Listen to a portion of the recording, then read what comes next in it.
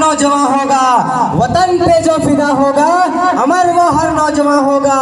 रहेगी जब तक दुनिया ये अफसाना उसका बयां होगा, अफसाना उसका बयां होगा।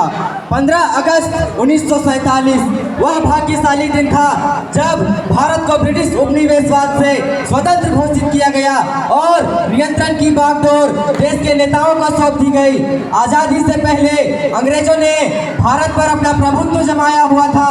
हमारा सब कुछ धन, अनाज, जमीन अंग्रेजों के अधिकार में था। वे हमसे मनमाना लगान वसूलते थे। भारतीयों पर अत्यधिक अत्याचार किए जाते थे। जलियांवाला बाग का हत्याकांड हो या फिर कोई और घटना, तथा भारतीयों का शोषण किया जाता था और उनसे भेदभाव किया जाता था। हमें अंग्रेजों के शासन से आज़ादी ऐसे ही नहीं मिली। इस आज़ादी को प्राप्त करने के लिए हमारे देश के बहुत सारे स्वतंत्रता सेनानियों जैसे भगत सिंह, सुभाष चंद्र बोस, चंद्रशेखर आजाद, लाला लाजपत राय, बाल गंगाधर तिलक, मंगल पांडे आदि ने बलिदान दिया। आज़ादी की कभी शान नहीं होने देंगे, आज़ादी की कभी शान नहीं होने देंगे। शहीदों की कुर्बानी बदनाम नहीं होने देंगे। बची हो जो एक बूंद भी गर्म लहू की, तब तक भारत माता का आंचल नीलाम नहीं होने देंगे, तब तक भारत माता का आंचल नीलाम नहीं होने देंगे। हमारे ध्वज का केसरिया रंग साहस और बलिदान का, सफेद रंग शांति और सत्य का, और हरा रंग विश्वास और शौर्य का प्रतीक है। केसरिया बलिदान, सफेद शांति, हरा हरियाली। हमें संविधान निर्माता डॉक्टर भीमराव अंबेडकर के शब्दों को भी सदैव याद रखना चाहिए। उन्होंने ठीक ही कहा था कि हमें अपने राजनीतिक लोकतंत्र को सामाजिक लोकतंत्र भी बनाना चाहिए।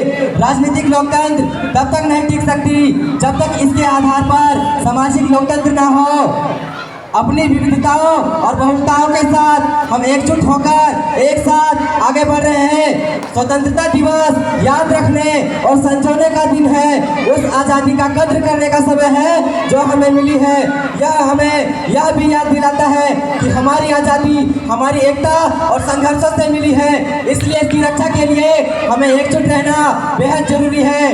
भारत एक विविधतापूर्ण राष्ट्र है जहाँ विभिन्न धर्मों, संस्कृतियों और परंपराओं के लोग एक साथ रहते हैं। स्वतंत्रता दिवस पर अपार हर्षोल्लास के साथ हम अपने राष्ट्र पर्व को मनाते हैं और इसे अन्य देशों द्वारा किसी भी संभावित नुकसान या अपमान से बचाने का संकल्प लेना चाहिए।